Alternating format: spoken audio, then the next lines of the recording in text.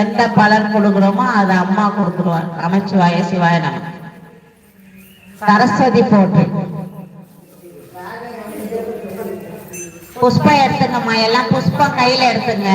உதிரி புஷ்பத்தை கையில எடுத்துங்க. ஓம் அறிவுருவே போற்றே. ஓ அறியாமை தீர்ப்பாய் போற்றே. ஓ அன்பின் வடிவே போற்றே. ஓ அனுபூதி அருள்வாய் போற்றே. ஓ அறிவு கடலே போற்றே. ஓ அலத்திற்கு அரியவளே போற்றே. ஓ அன்ன வாகினியே போற்றே.